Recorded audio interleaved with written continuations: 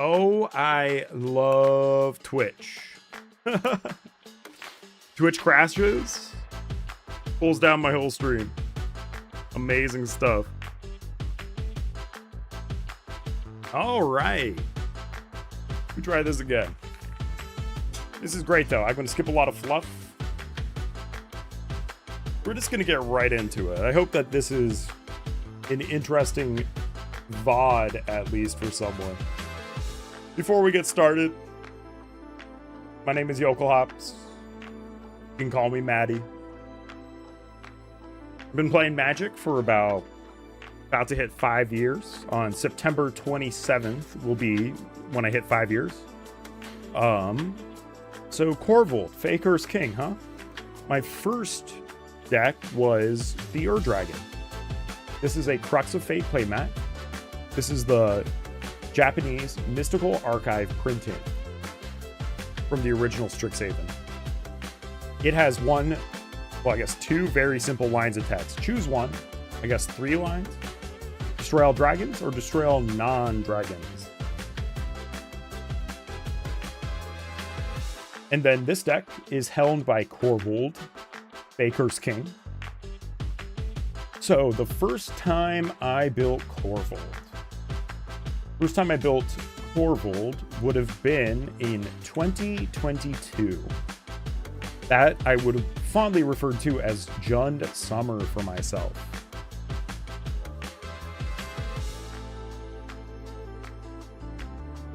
Jund Summer, I had one black Jund deck, I had one green Jund deck, and I had one red Jund deck. Now, that wasn't as heady as I like to make my decks now. I just meant I had one Lance deck, I had one Haste deck, and I had one Sacrifice deck. So my Lance deck was Lord Windgrace, fantastic Planeswalker commander. My Haste deck was Henzi, Riveteer something? That's amazing. I can't even remember Henzi's full name right now. I played so much Henzi. And then I had a black Jund deck. That was KORVOLD, Faker's King. For a very long time, I knew that if I were to fully trick out one deck, it would probably be KORVOLD. And then furthermore, when I got into CEDH about, just straight up 2 years ago now, probably late 2023/early 2024. So it could have been 3 years. I wanted to build KORVOLD. So then September of 2024 rolls around. A day that will live in infamy for a lot of Magic players. September in 2024, coincidentally, I had a colonoscopy. And then a couple days later, Dockside Extortionist got banned. And Jewel Lotus. And Mana Crypt. Speaking of which,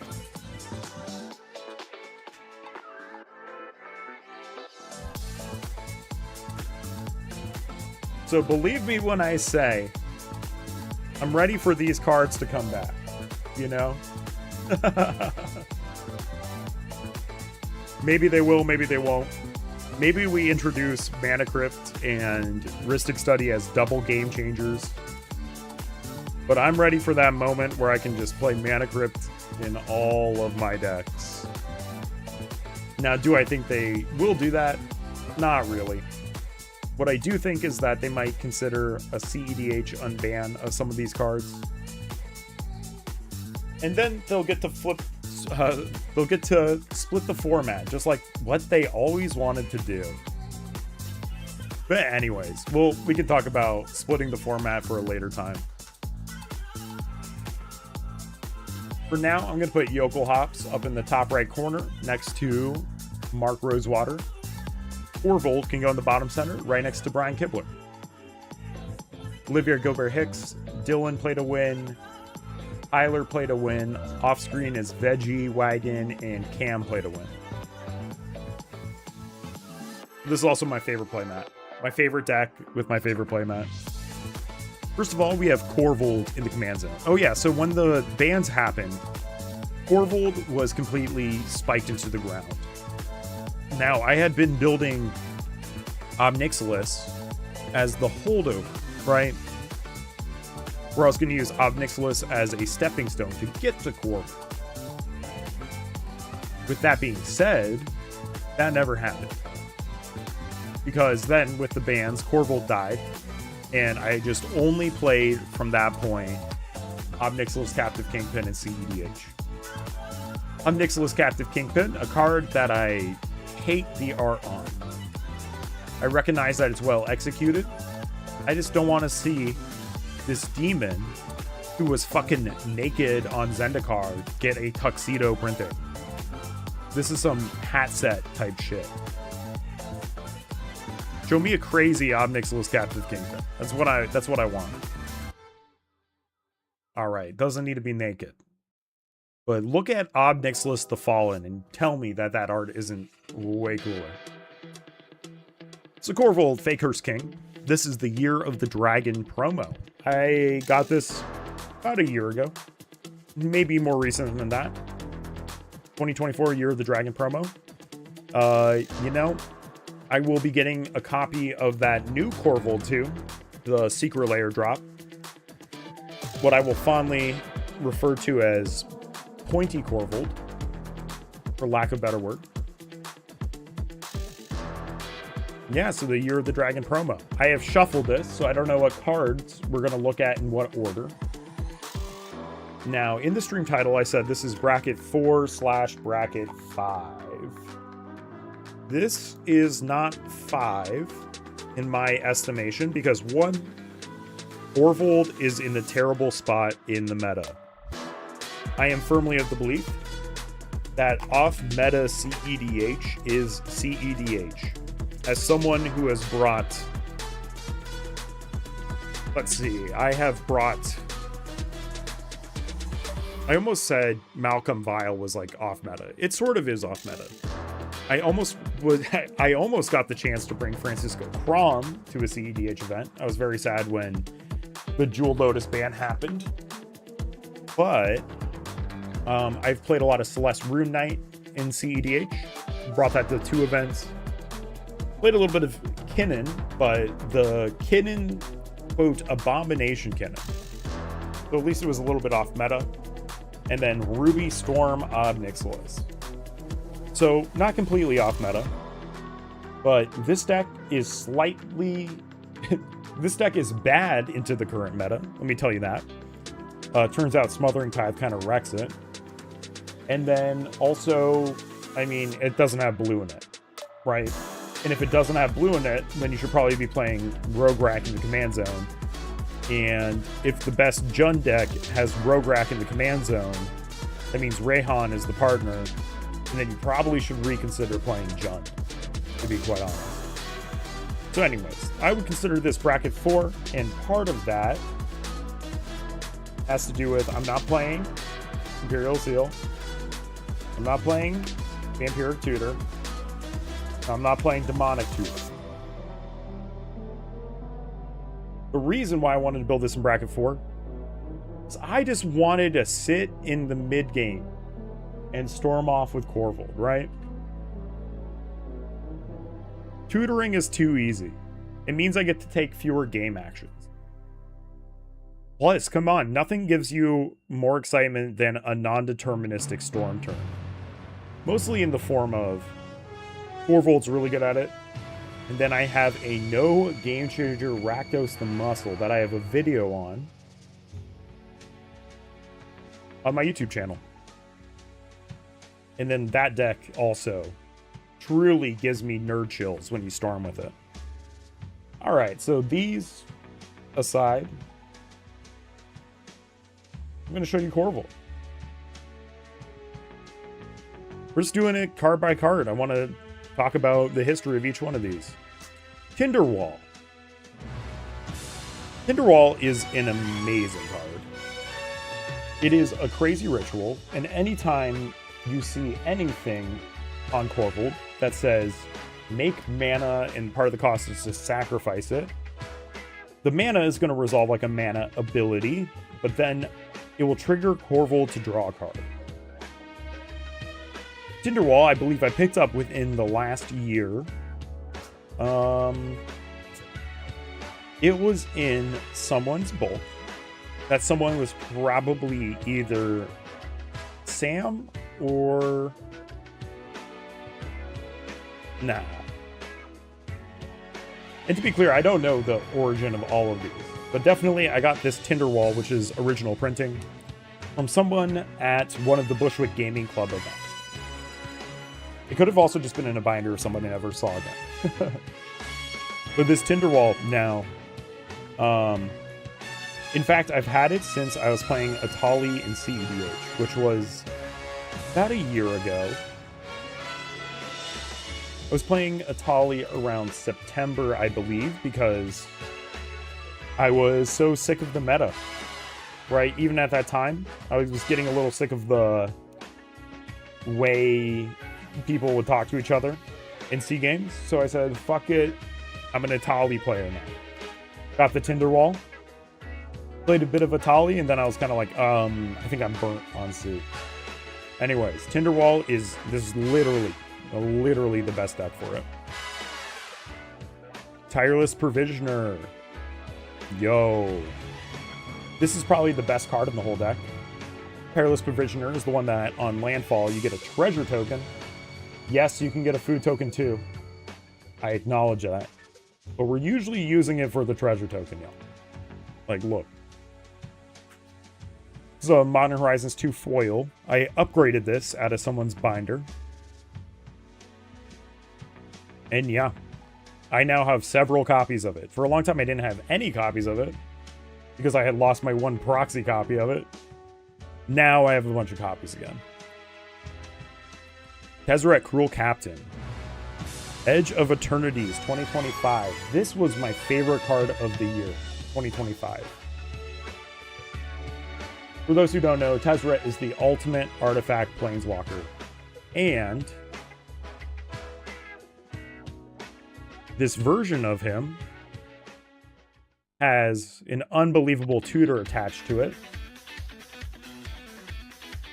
where you can go get a small artifact out of your deck. Usually that is Amulet of Vigor. That being said, we could also fetch out a Mana Vault, that kind of thing, or a Lion's Eye Diamond, whatever we want. And then if it happens to live for a turn, especially if I'm jamming this into CEDH pods, yeah, I'm going to untap something very juicy. I have never ulted it, and I hope to never, to be quite honest. I don't understand why this ultimate exists. It's for 1v1 only in the alt, and you'll never even see it there. Next, we have the Chicken Traveling Chocobo. The Chicken is insane. It's actually a little bit of a win more card in this deck, which I didn't expect. The only bird that we can cast off the top of our library is Birds of Paradise, I believe. The double landfall trigger is really amazing. Most importantly, with the landfall double trigger is the interaction with Amulet of Vigor. You'll see later that we have other ways of copying an Amulet of Vigor. And the whole weakness of playing Jund, right, is that all of your value pieces are all at the 3 mana cost, right? So it feels like your curve is like a ton of 1-drops, almost like very few 2-drops. Your 2-drops are your big cards like Breach, that kind of thing, or like Survival of the Fittest. And then, you know, your 3-drops are all of a sudden where things get crazy again, right? That could be your 3 mana Eldrazi in like my baby KORVOLD list. That could be Traveling Chocobo. That could be lands enter untapped in the form of, I don't think Spelunking's in here, but Horizon Explorer. So oftentimes, one thing we have to keep in mind when we mulligan with this deck, we cannot keep a hand that doesn't do anything until turn 3. Just because this card is in it. But it's nice. When this card will hit the field, you'll get the card selection off of it for lands. And there's a lot of lands in here, I'll tell you that much. The foil Chocobo. Base printing. I'm a big fan of base printing foils. You'll see that more. Next up, we have Springheart Nantuko. Springheart Nantuko is just in a whole different tier of card quality. You know, it's the same thing as a lot of Modern Horizons 3 cards, right? Where the card quality is like out of control. So our main line with this is to bestow it. When we bestow it, we could bestow like a traveling chocobo. You know, that's one that hasn't come up yet, but it sure could. Usually, we want to bestow something like a tireless provisioner. We can use it in a couple different ways, and that's why it's so strong, right? It's extremely, extremely flexible. The main idea here is if you use it with like an Amulet of Vigor, and you can maybe get 2 amulets out, you can double untap your land to pay for the Springheart trigger. The same way is if you were to get your Tireless Provisioner out, and you copy it, you can use the land that enters and the treasure from it to resolve your Springheart to make another Tireless, and then all of a sudden you're going even. So if you keep the lands going, you'll start going positive. Springheart's an amazing win con. I think I might have gotten shiny Springheart from Chris or Jonah. Taiga. This was the final card that completed it. Now, I'm going to say this phrase a lot, so it's only fitting that it has started now. I got this Taiga from Evan. Thank you, Evan. Great condition. Really, really good condition. As you can see, my sleeves are getting a little worn on this deck. I haven't had any problems with water damage or anything like that. It is double sleeved, but I didn't put on a triple layer sleeves because as much as I like protecting my sleeves, I like to play the game, and that just makes shuffling unbearably tedious. I'm gonna make a little Evan pie. The cards I've gotten from my friend Evan. Marsh Flats. Marsh Flats has been with me for a very long time. All of my fetches are Zendikar Rising non-foils. I thought, you know, initially about getting them all in foil, and if I had started doing that much sooner, it wouldn't have been as expensive. But there's something about them all matching in non-foil. Plus, you know, your fetches, they're going to leave the table, right? They're not going to sit in front of you. Okay, maybe in a deck like this, they're going to leave and come back a lot. But, you know. Zendikar Rising non-foils. My favorites. Underworld Breach. My favorite card in the whole game. Now, I have a Future Sight non-foil copy of this, but I really wanted to play my original Breach. This is my very first one, I think. If I'm wrong, I will choose not to know that. Anyways, Breach is my favorite card in the whole game. I like decks like KORVOLD or decks like Obnixilis where you can Breach finitely and put up a win with finite actions, right? KORVOLD, you just need a pinger and a land returner. And with Underworld Breach, unlike most Breach decks, you are not trying to breach away your lands. You're actually trying to breach away your non-lands, which makes a fun play pattern. Next, we have Endurance. We definitely got this Showcase Endurance out of my friend's binder. Oh, I love the showcases of these. This is the showcase that was a special guest in Modern Horizons 3. You know, one of the ones that wasn't banned because Grief and Fury both ate the ban hammer. Actually, I have Grief and Fury both in... Sorry, I have my full art foil special guest Grief in Rakdos the Muscle. You know, that is an evil, evil card banned in Modern. Fury used to be in that deck, but then I made it mono black. Anyways, we love endurance. One thing to know about endurance is that it also gives you an extra body. Always think about it for the ETB and preventing myself from not dying to mill. Well, one thing you can use is if you use it for the body. I had a game where I had exactly 6 mana. I go Warren Soul Trader. I go Warren Soul Trader, and then I put down Chatterfang. So I had the combo on the table, but I didn't have a way to start it off. I evoked Grief in response to the Grief, or I evoked Endurance in response to the sacrifice. I sack it to the Warren Soul Trader, and then make all of my sweet squirrels cast KORVOLD, keep the loop going. Eventually we hit Ruthless Technomancer. GG. So we love endurance in this household. Yavimaya, Cradle of Growth. This was an online purchase. Yavimaya is, I think it's more important than Urborg in this deck. Furthermore, if I'm going to jam this deck into C-Pods, Yavimaya is less of a group hug card than Urborg. With Urborg, the decks that you tend to fix the mana of are Blue Farm and Rockside. Get what I mean? So Yavimaya, sure, they can give Cradle decks extra value. Yeah, that is a problem. However, I still think Yavimaya is the safer group hug card.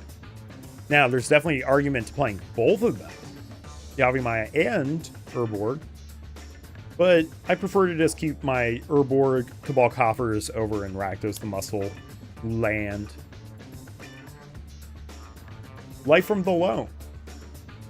I actually built this deck because I wanted to play the Life from the Loam plus Lion's Eye Diamond plus 6 combo. As we pull those cards out, I will show you all that combo.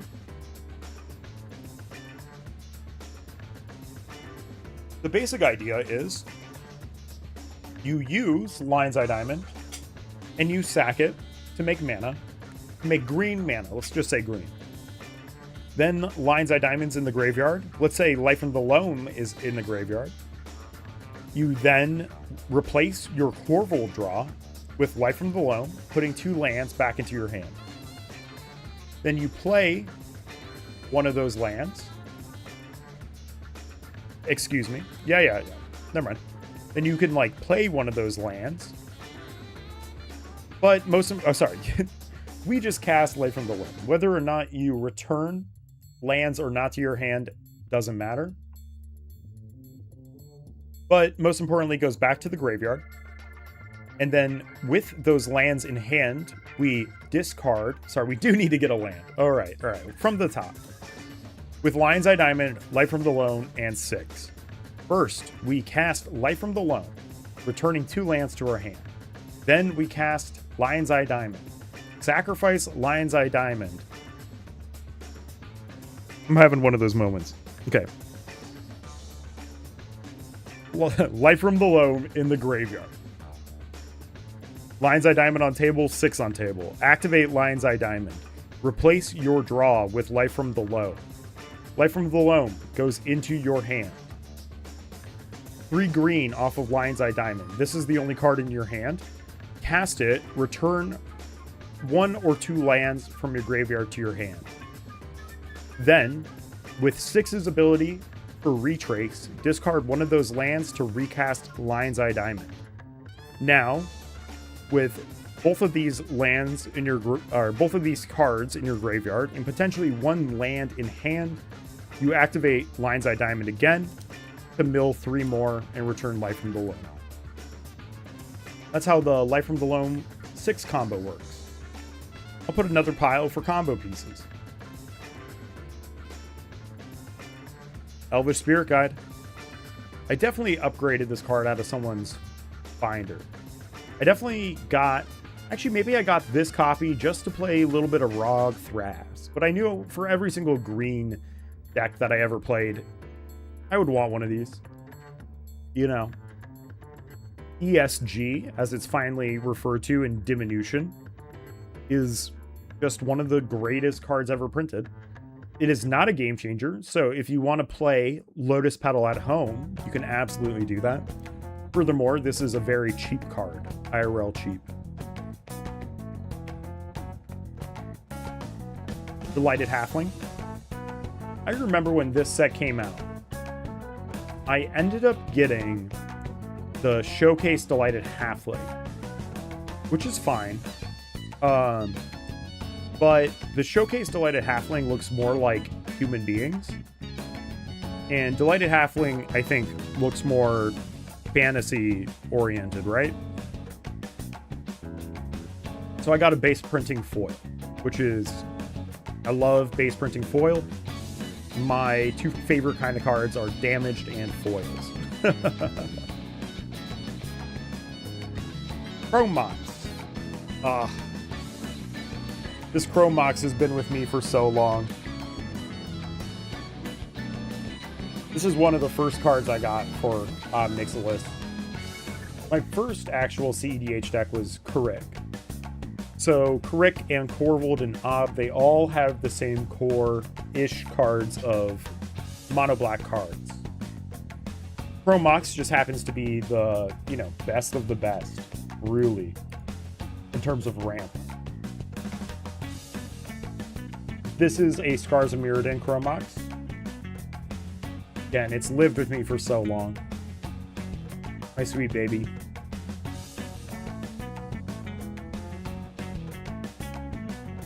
This one might have been an Evan card. Put it into the Evan pile. Impulsive Pilferer. Oh, talk about an underrated card. Impulsive Pilferer is like a one card draw and mana pop-off card. So when it dies, it will make a treasure token. So if we have a way to sack it, we get a KORVOLD trigger, then we make a treasure token, and then once we spend that treasure token, it has paid for itself. Secondly, it has an Encore ability. When you Encore it, you exile it from your graveyard, and then for each opponent, you make a token that has to attack that player if possible. And at your end step, for each of those tokens that hasn't died, they all have to sacrifice. So potentially you Encore this out. If no one blocks, you have 3 KORVOLD triggers on your end step to sacrifice, drawing 3 cards with KORVOLD, then making 3 treasures in addition to that. Furthermore, if you just have 5 mana and a way to sack Impulsive, you can go Impulsive from hand, sack it, make a treasure. Spend your next 4 mana to Encore it. Alright? In total, if we do all of those actions, that is 4 creature sacrifices, and it makes 4 treasures, which is 4 additional cards. With Korvold, Impulsive Pilferer just draws 8 cards. Alright? And it makes 4 mana to recoup the 5 total mana investment with the Encore. Low-key, this might be the best card in the whole deck. It's insane. Big shout out to my friend Richard, who was the first one to play that interaction against me. Oh, we got a nice foil one out of Commander Masters. Or actually the regular Commander set. Right, Encore, I believe, was introduced in regular Commander. Next up, we have an Ice Till Explorer. This is the extended foil from Edge of Eternities. I got a couple packs of Edge of Eternities collector boosters, and during the summer of 2025, all I told people was just open the cards you need. So I opened this one. You can play an additional land on each of your turns, and you can play lands from your graveyard, and whenever a land you control enters, mill a card. Furthermore, if you have a traveling chocobo, like the one we were looking at earlier, you get to double mill. Ice Till can sometimes get in the way of your combos, don't get me wrong. Sometimes you don't want to mill your Breach, but what you can do is if you play enough lands, say you play enough lands, you can always make like a Shifting Woodlands into a Breach until end of turn. With that also being said, you can always sacrifice this to one of your myriad sacrifice effects. Like, shifting Woodland to become a Warren Soul Trader is a very normal thing for this deck. Mostly because if we draw too many cards with KORVOLD, we're actually literally going to draw ourselves to death. So you have to be careful about that.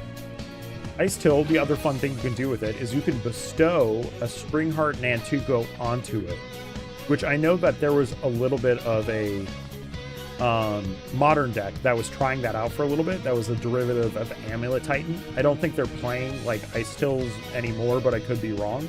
Hell, I would be happy to be proven wrong. But Ice Till is one of the best cards in the deck, mostly because you can go fetch land twice. And when you double fetch land with KORVOLD, if you have a Tireless Provisioner, that is 6 cards. If you have just those 2 fetches, that's just 2 cards on their own. We love Ice Till Explorer, and I love Edge of Eternities. I think it's very aesthetically pleasing. So you'll be seeing a lot of Edge of Eternities lands in this entire build. Next, we have Redirect Lightning.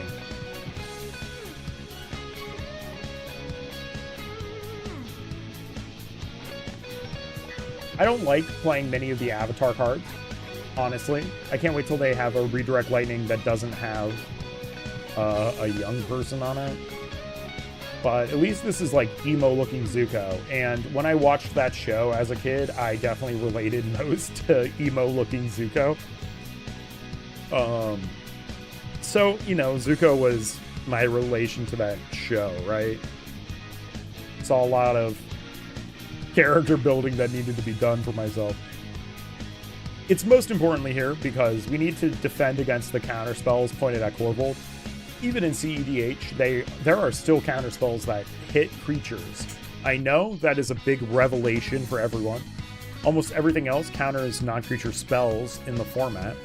But Redirect Lightning is one of the best defenses for our KORVOLD cast. Right? If KORVOLD gets countered, you're really going to be sitting on your hands, especially if you had to sacrifice stuff to get it countered, or to sacrifice stuff to make the mana to play KORVOLD. Plus, you always need more interaction, and I think redirects are pretty much the best form of interaction in the game right now. Warren Soul Trader, we found it. This is the best card in the deck, not named Tireless Provisioner. We don't always have the fodder to spit out a lot of Warren Soul Traders, right?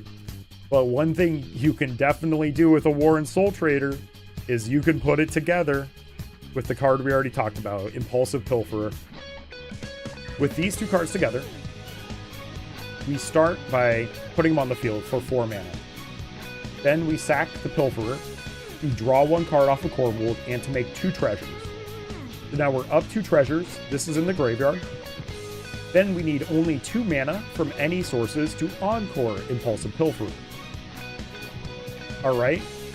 For those at home, we have 2 treasures, so let's spend them. 2 more draws off of KORVOLD. We're up to 3 draws from KORVOLD. Next, we use Warren Soul Trader to sack all 3 of these. We're up to 6 draws from KORVOLD. Now we have 3 more treasure tokens from the Warren Soul Trader and another 3 more from the Impulsive Pilferers. That means we have made 6 treasure tokens, which means that is 6 additional draws. That's right, this is 9 draws with these 2 cards together. 3 from the original, then 6 from the tokens. Oh, and I'm sorry, and then 3 additional from the treasures made from Warren Soul Trader. So that is 12 cards drawn between Pilferer and Warren Soul Trader. This is one of those non-infinite combos that might as well be labeled an infinite combo, because you just get so much value, and then it all pays for itself. And then eventually, you know, if you can put all that on the field, all you need is the input value of 1 mana to start it. In terms of playing like this one out, or, you know, you need 4 mana, I suppose, to start it. But then after that, it will largely pay for itself. I guess you need 6 input mana. All right, are you happy now? Are you happy now? Next up, we have Big Bear. Lumra, all over the wilds. I clocked this card immediately when it came out. I don't know how people at any point thought that this was going to be a bulk rare. That is the craziest shit I have ever heard. But anyways, I got in early on Lumra. Foil Bear. I mean, I got it for like 20 bucks. Amazing. It's really funny though, because I have Bear and I have Mirror Pool in this deck, and I just don't even think I need them. Right? Isn't that an insane thought? This card is like one of the best cards ever. And it's a little bit win more for the deck, because all this deck really cares about is Aftermath and Analyst, right? I shouldn't say that's all that it cares about. That's just like the easiest way to do it. And if we go back over to our Springheart Nantuko, you can put the Springheart Nantuko onto an Aftermath Analyst. Theoretically, you can put it onto Lumra too. I haven't done that yet, but that sounds wicked fun. If you have a land sacrificer and you have a way to make mana off of your lands entering, which is like so many ways in the current state of the game, these two go together and make a nice little finite combo that if you start going mana positive, you win. All you have to do is not lose your Shifting Woodlands, alright? That's all you have to do with this deck. If you lose Shifting Woodlands, like it gets exiled to an Atali, Godspeed. Doesn't mean it's over, but that is your get out of jail free card. Lotus Cobra. Ugh, speak of the devil, right? Lotus Cobra, Lumra, Springheart, Infinite. And a land sacrificer. Lotus Cobra is beautiful because it comes out on turn 2. Now, I would love to get like a World Wake foil of this. This is just a good old Zendikar Rising. The World Wake foil is probably horrifically expensive, but I have the World Wake foil Amulet of Vigor, and it's my baby. Notably, all right, I'm sorry, sue me. There might be one card that I'm missing from this list that hasn't come yet. That would be Exploration. And the sad part about that Exploration is I got scammed. You know, a seller was going to send it to me, and then they took all of their products offline and then didn't respond to my email about it being late. So I'm about to file that injunction on TCG Player later.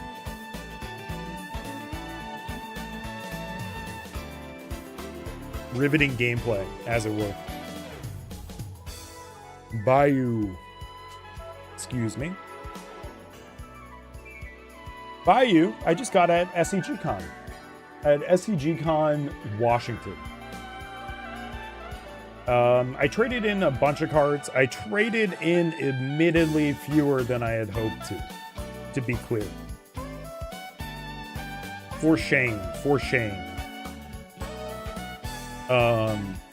Bayou, this is gorgeous. All of my tools are in such good condition, honestly.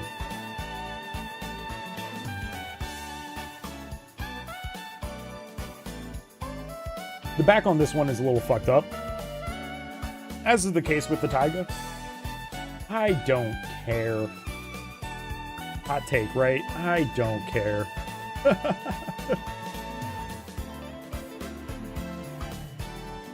I kind of want to assemble Exodia of duels. I would love that to be in the top of the screen. In my opinion, no matter what deck you're building, the very last piece is getting the dual lands.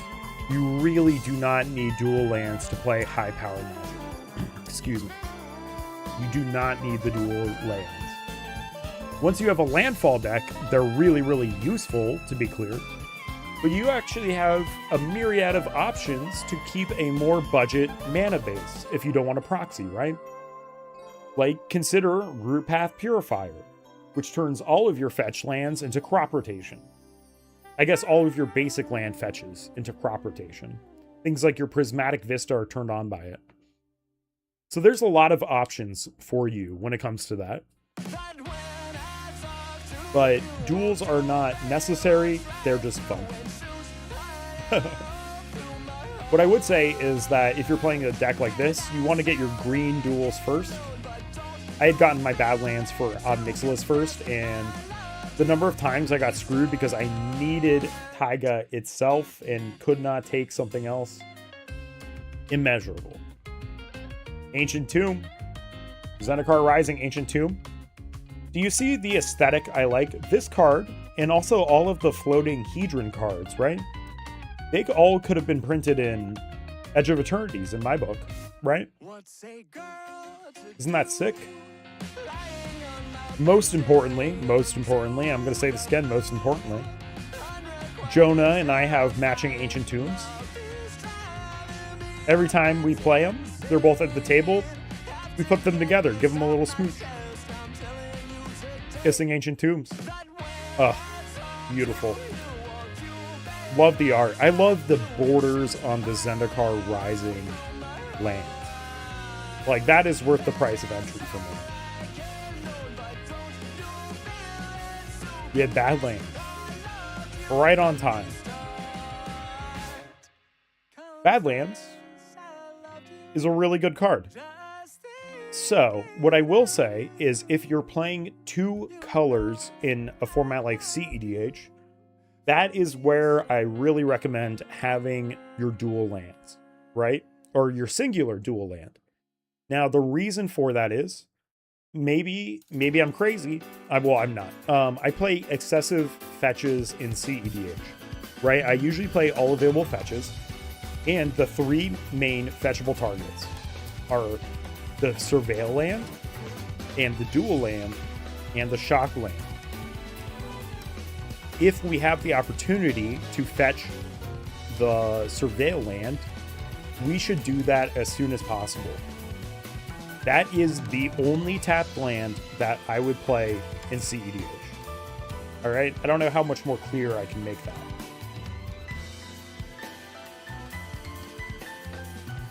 And thus, the duel becomes very important to see. Everyone should know this. Maybe people don't know this. The most proxy format, the most proxy friendly format is not EDH. It is CEDH.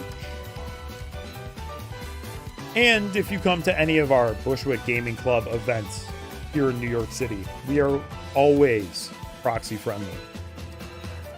In fact, we ask you to proxy.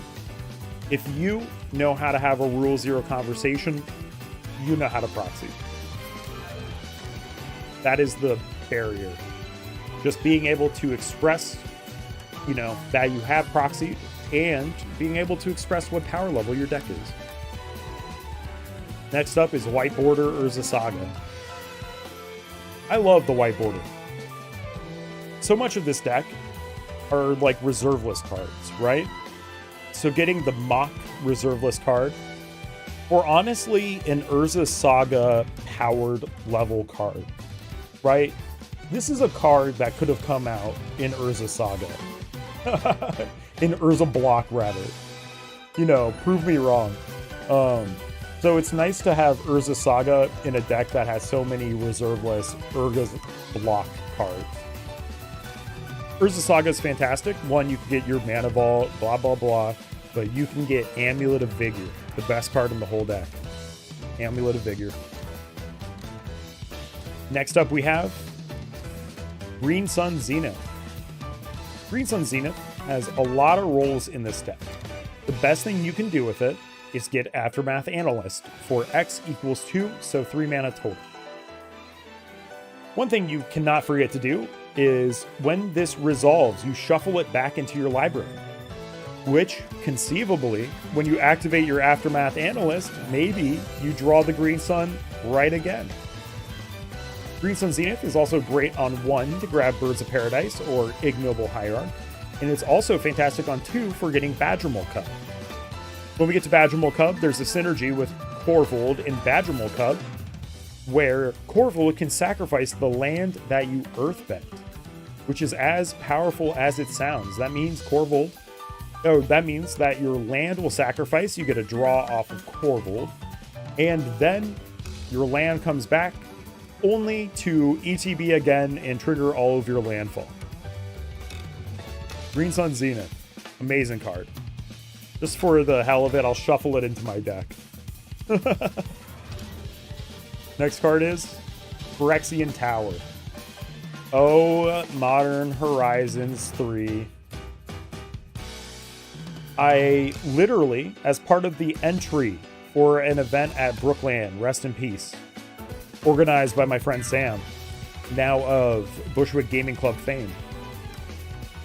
Phyrexian Tower, I opened this foil showcase out of my entry pack, out of a regular play booster.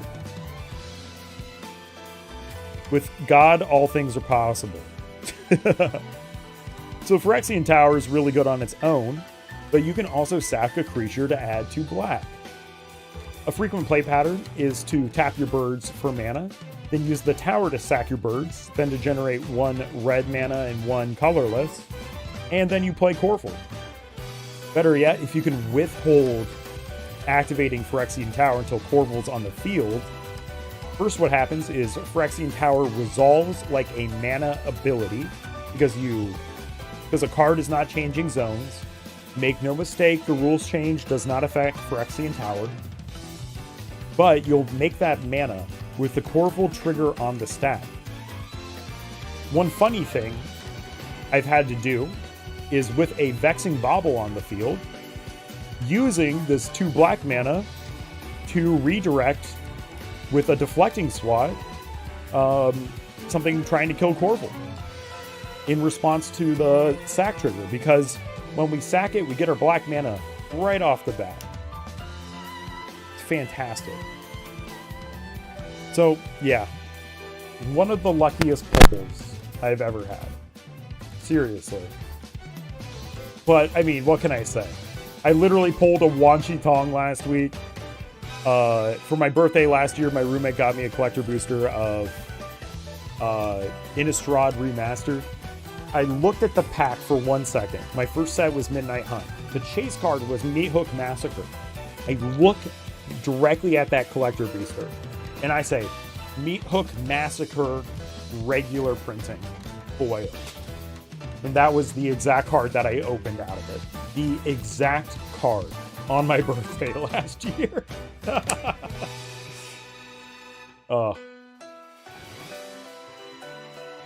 So I am the luckiest opener because I opened a Wan Shi Tong last week as part of my entry to Bushwick Gaming Club. And like 2 months ago, I opened a Badgermole Cub as part of entry. Anyways, we have a Scalding Tarn. This is a Zendikar Rising non-foil fetch. As mentioned, all of my fetch lands in here, to my best extent, are all Zendikar Rising non-foil fetches. I think the unified look looks great. It goes along super well with as many Edge of Eternity's lands as I can pack into here. As many. Right? I just think that the border mixed with the Hedrons, it looks so good with all the floating planets and the Edge of Eternity's art. So I've gone out of my way to get these Zendikar Rising non-foil fetches. And fetches are disgustingly expensive right now. It's a big travesty. Next up, we have Dread Return. So we were talking about the various ways I can mill my whole library. What comes along with the territory of milling your whole library is having a way to win from a spell in your graveyard, right? So we can flashback Dread Return to say put Chatterfang onto the battlefield or put Warren Soul Trader onto the battlefield. Once we have done that, we can use, say, Shifting Woodlands to get the other one. One thing that's kind of cool about Dread Return, the cost is sacking 3 creatures. So if KORVOLD is on the field, and if we sack 3 creatures, we will get those 3 draws for certain, like guaranteed. Dread Return is just like a fantastic card to have in your graveyard. I have the Warhammer version of it. I did just get a big stack of Warhammer Surge Foil lands. They're actually really cheap right now. And the other place I play Dread Return is in Rakdos the Muscle. Turns out I like, commanders that have a whenever you sacrifice line of text on them, admittedly. Next up is another Zendikar Rising non-foil fetch. We use it to grab our sweet duels. And when we get to the Zendikar Expedition Shocklands, we'll point them out. But yeah, that's part of the unified art theme within the deck, right? This crosses over really nicely with our Edge of Eternity's cards. Crop rotation. Oh, you know who you are. I'll name them, Sam. You made fun of my basic-ass crop rotation. There is a big reason why I play my basic-ass crop rotation. You know, when I was a Kinnan player last year, one of the main win lines in Kinnan is to use a crop rotation with Thrasios and Cephalid Colosseum. And the way that works is you activate Cephalid Colosseum for 1 blue mana. Target an opponent to draw 3 cards and then discard 3 cards. The next thing that happens is you crop rotation. Oh, sorry. Then we use Endurance. Endurance puts all of the cards, including Cephalid Colosseum, onto the bottom of your library. We then use crop rotation to fetch out our Cephalid Colosseum again. Now, we haven't resolved our Cephalid Colosseum draw 3, discard 3. But in response to it, we're going to put that whole thing on the stack again. We also need to hit Threshold every time. So one other thing you have to consider is we're going to be using Threshold.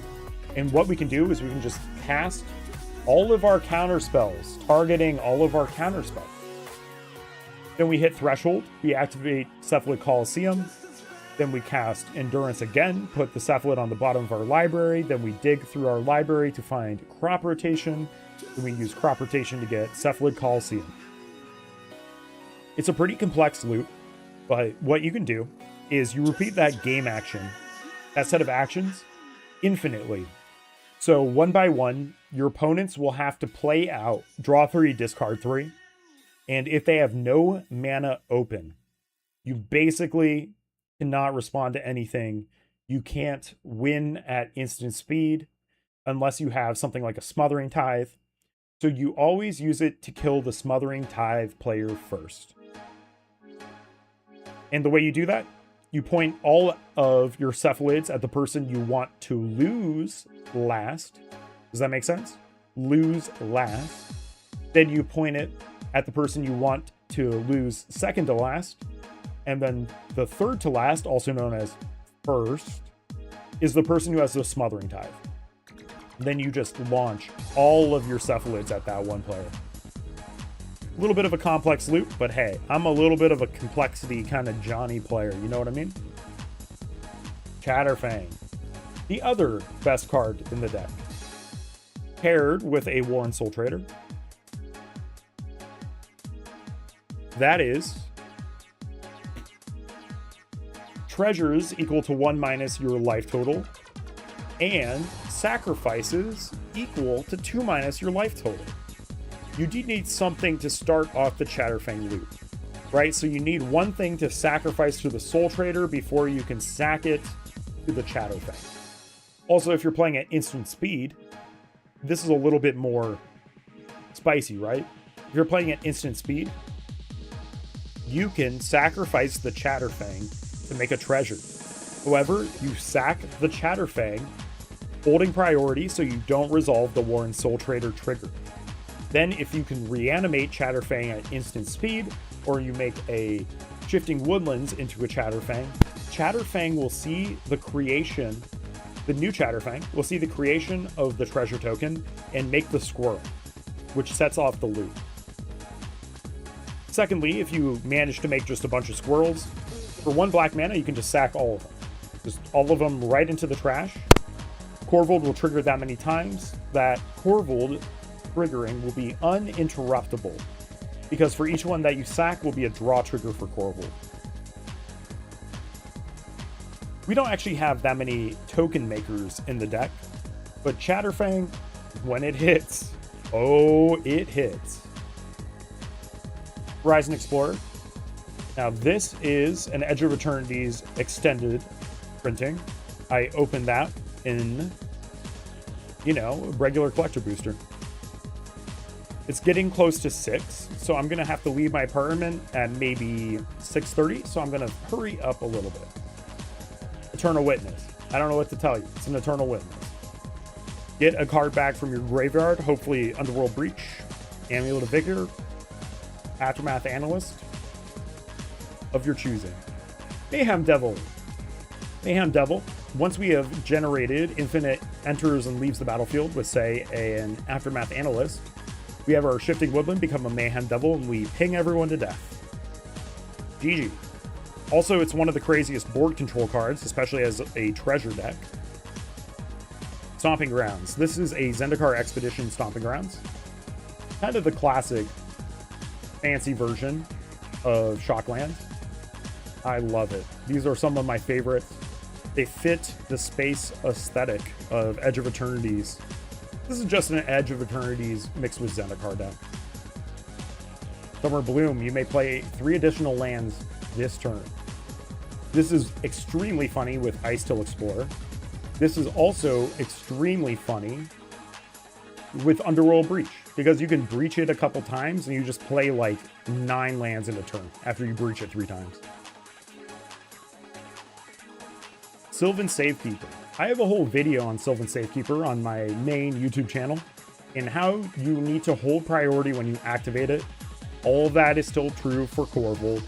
The video is on Hearthhold though. KORVOLD does the same thing, except KORVOLD doesn't have the win the game outlet on it that Hearthhold does.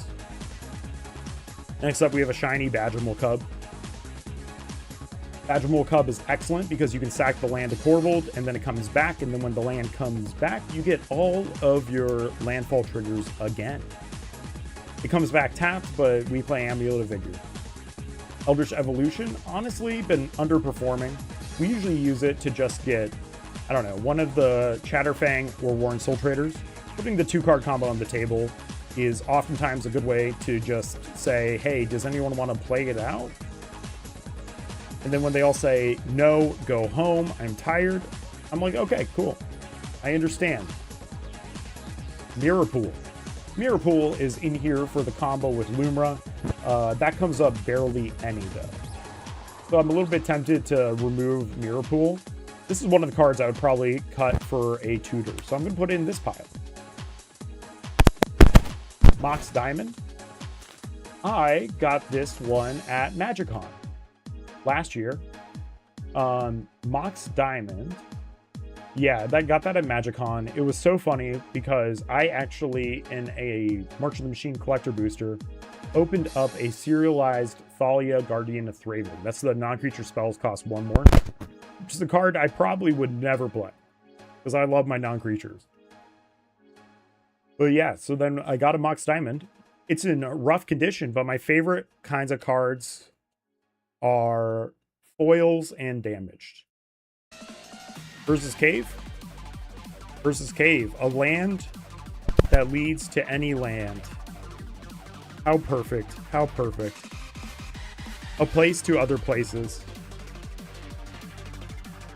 I had a professor who named a piece of music that. Beautiful name. Birds of Paradise, you know it, you love it. I don't know what I can say about Birds of Paradise that hasn't been said yet. I've had this Birds ever since my Jund days. I actually only own 1 real copy of Birds just because I'm not trying to rebuy a $7 card for all of my decks. Ball Again Recovery, a card that in theory should come up more often than it does. I like its flexibility. I like that we're playing Amulet of Vigor effects. I like that I can play from the graveyard if I'm playing an Ice Till Explorer. But this is one of those cards I would consider cutting for one of my tutors in order to make this true C. Wincept Teeth, we have another Zendikar Rising Expedition. Wooded Foothills, another Zendikar Rising Expedition. We just pull them out for a second. I just love Zendikar. Zendikar has been behind, Zendikar was before my time. But I would have eaten that shit up. If I was a kid, Eldrazi would be the coolest thing in this game. Survival of the Fittest. I got this from my man Lewis. Traded off a huge number of cards for it. Very happy to do it. Survival has come up almost never because I just cannot draw to save my life. We have Marionette Apprentice. One, it comes down with Fabricate, makes 2 bodies. Secondly, it is an amazing outlet.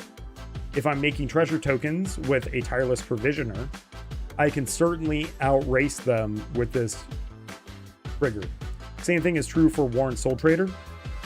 So I don't have any real infinites with Warren Soul Trader other than Chatterfang. They're all technically finite because they're gated by my life total. However, they're gated by my life total, but Marionette Apprentice is going to trigger for the sacrifice of the creature and then the sacrifice of the treasure. City of Traders. This is basically the best City of Traders deck out there, right? You tap it to play KORVOLD, and then you play another land to sack it and draw a card on the next turn. We love City of Traders in this household. Another Zendikar Fetch. Misty Rainforest this time. Zurin Orb, main combo piece. One of the main combo pieces. A lot of times we're going to have to sacrifice our land to like trigger more draws with Korvold. Also instant speed, no tap, everything is perfect.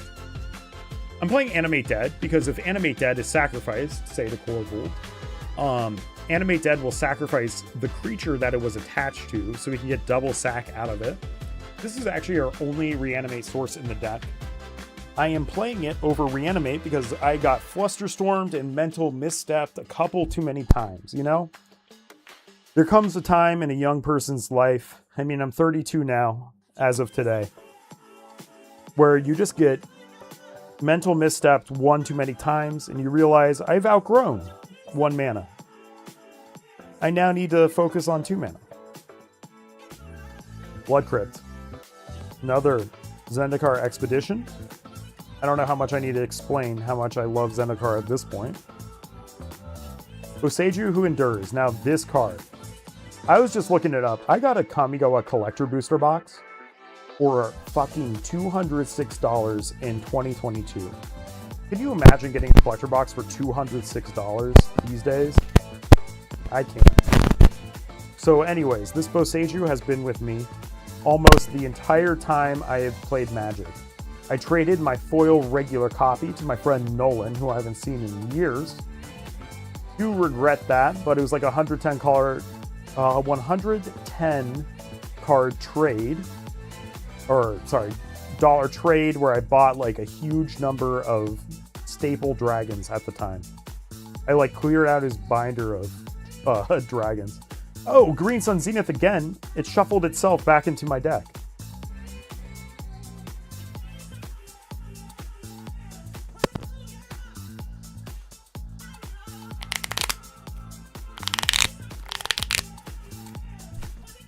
ASMR. A little bit too loud. Oh well. Ignoble Hierarch. Best Jund mana dork that isn't named Birds of Paradise. Exalted is funny with Korvold. Don't forget that trigger. Lotus Field. Look at this new, beautiful, beautiful Lotus Field I got. Edge of Eternities. I actually opened the other Lotus Field, but then I got a nice little... I found it at the right price at Warehouse 41.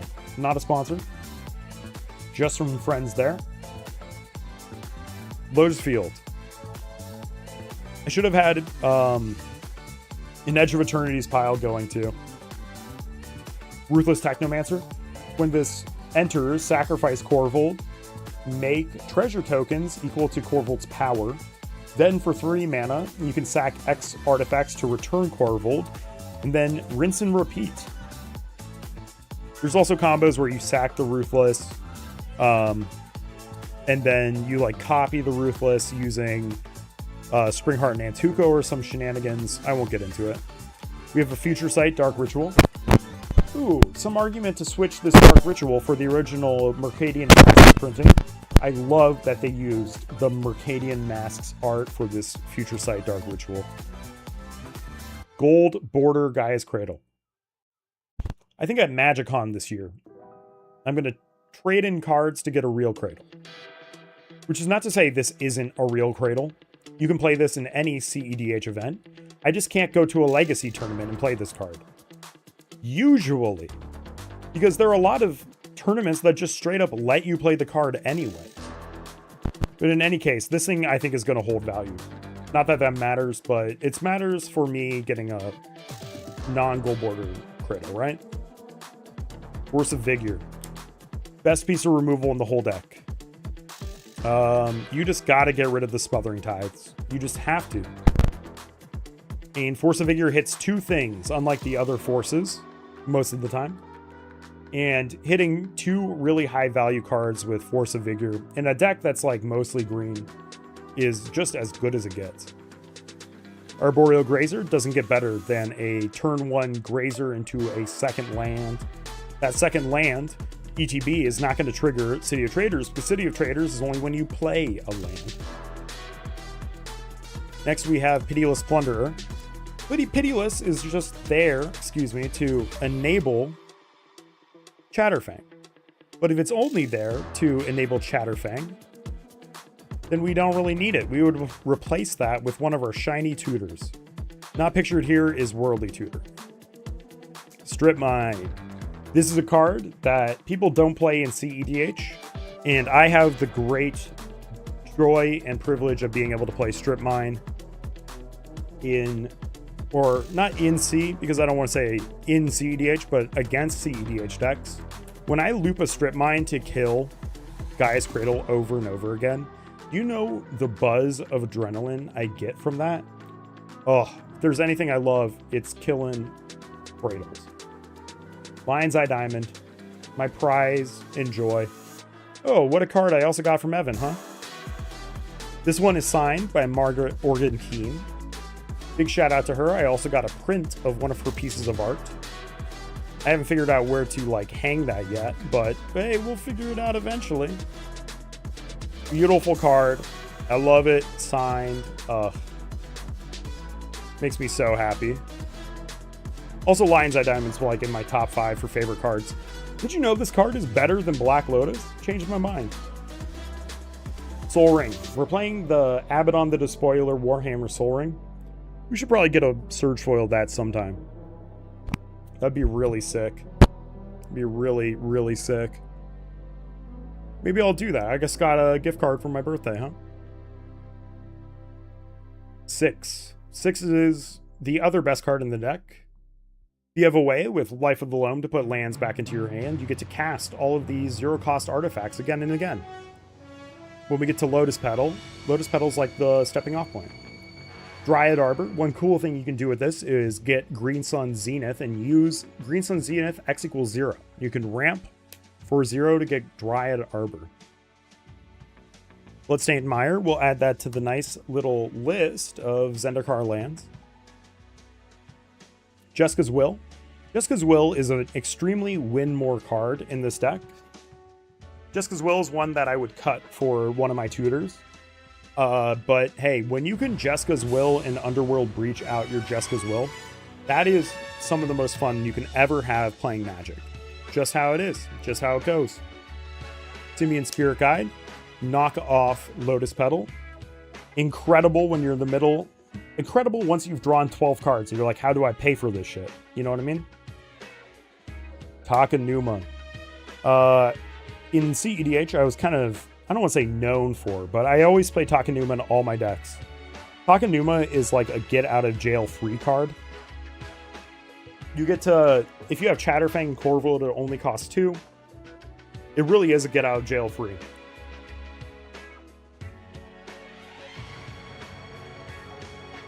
It's made exponentially better by Gitrog Monster, but I'm not playing Gitrog or Dakmor in this list.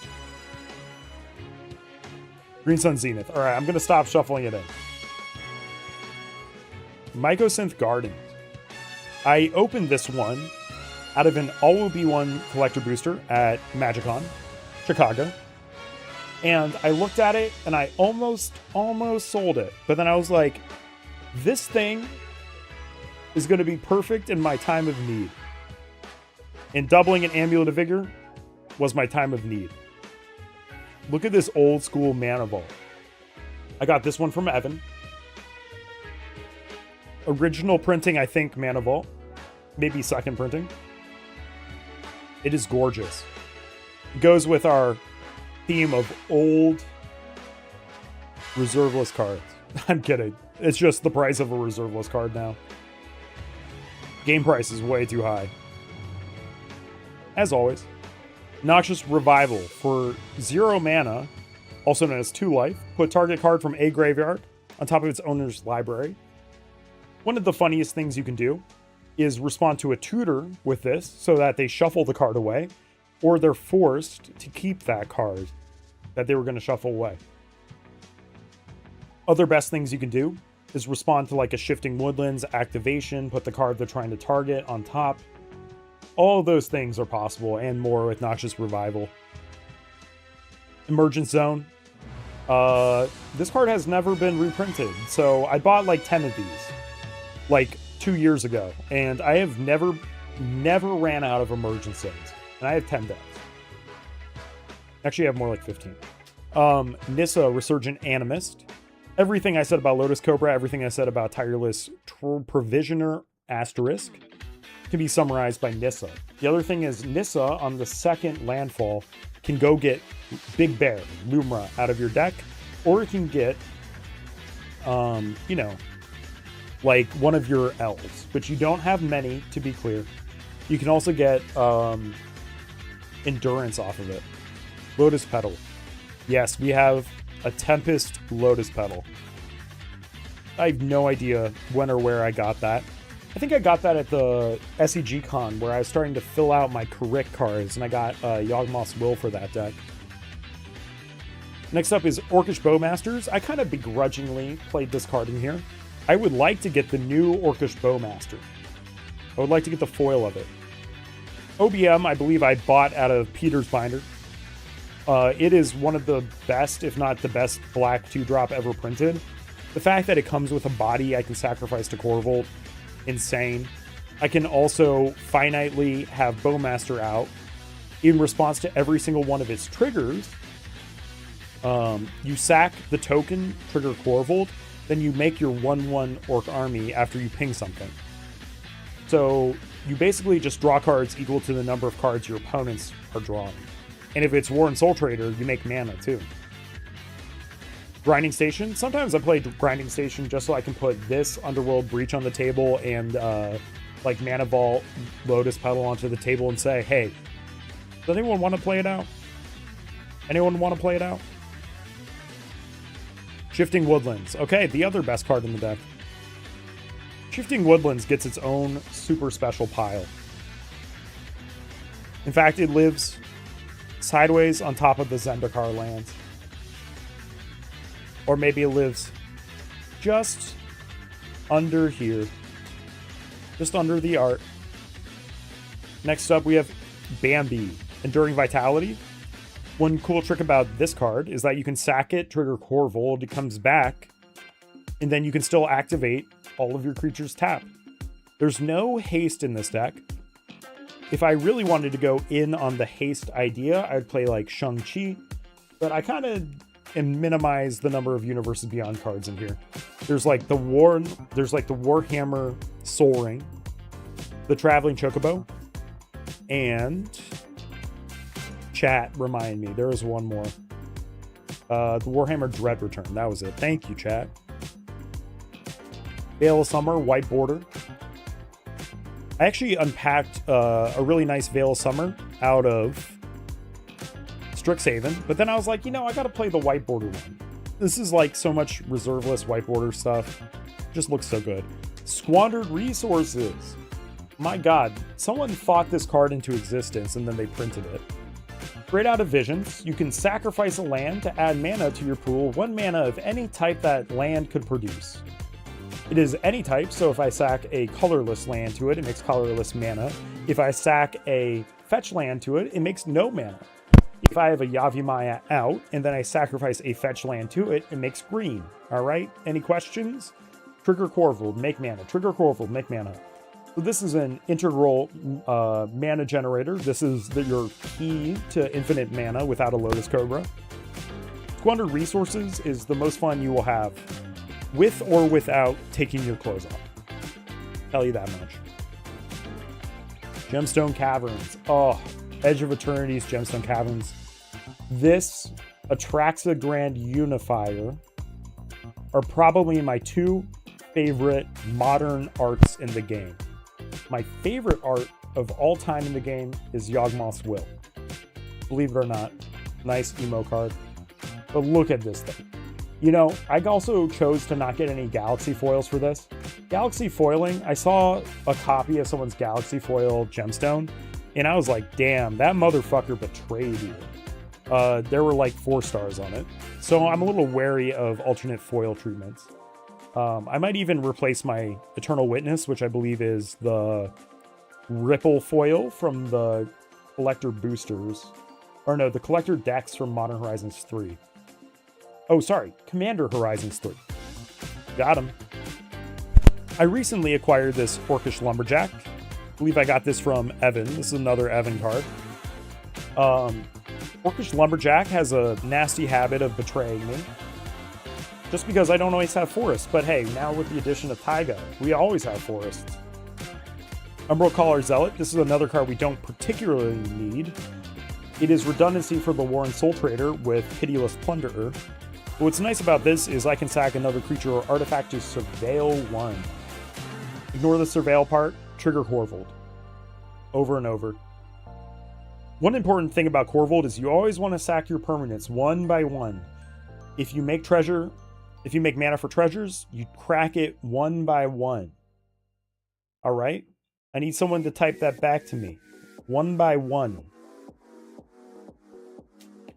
Nature's Rhythm. Speaking of cards that have flashback or flashback-like effect, Nature's Rhythm is so powerful because we can use it and we can harmonize it.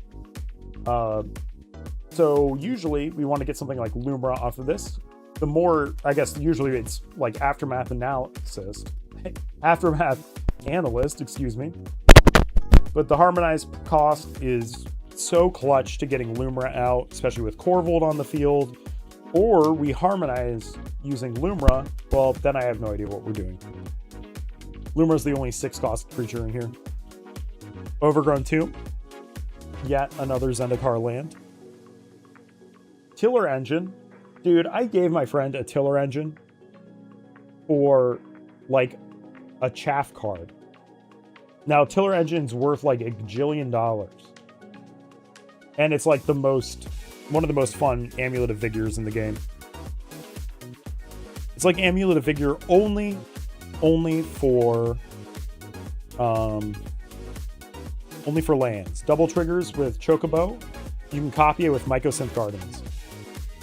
Basic Forest, Edge of Eternities. Is this another basic? No, it's not. Glacial Chasm. Glacial Chasm is a really good card because it has ETB Sacrifice a Land. In bracket 4, preventing all damage is insane. The 2 life is meaningless when the card Zuranorb is in your deck. Plus, it is a static ability, so you can put it onto the field at instant speed with something like Aftermath Analyst. Something like that. Or you can crop rotation into it in response to Lethal Swing from Voltron. Glacial Chasm is a card that I could cut from a stronger version of the deck, but it's so useful. Finale Devastation. This is probably when you make virtually infinite mana. This is how you just say, all right, I'm going to win the game now. And you would have a response to Finale X equals 10. You like grab Lumra from your graveyard. Never forget, Finale lets you search your graveyard. Nature's Claim. I have no idea how more CEDH decks don't play this card. Destroy an artifact or enchantment for 1 mana. Its controller gains 4 life. 4 life is meaningless in the format. This could be destroy target Smothering Tide, destroy target Rhystic Study, Sylvan Library, and Underworld Breach. Breach, or if you time it really well, you can destroy a grinding station with it. Probably just the Breach, though. Aftermath Analyst. All right. Aftermath Analyst is the actual best card in the deck. This is what fuels most of our win lines. The way you resolve it, first you activate it, trigger KORVOLD, so you draw from KORVOLD first. Then the second thing that happens is you return all your lands. Next up is Krosan Wayfarer. sack it to put a land card from your hand into play.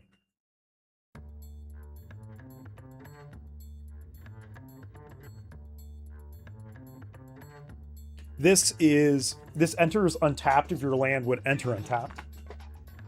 And sacking it triggers KORVOLD. It's like a supercharged arboreal grazer. Deflecting swat. Protection. I don't know what to tell you. Offensive swat is cool too. I don't know what to tell you. Please don't ever swat me. Edge of Eternity Swamp.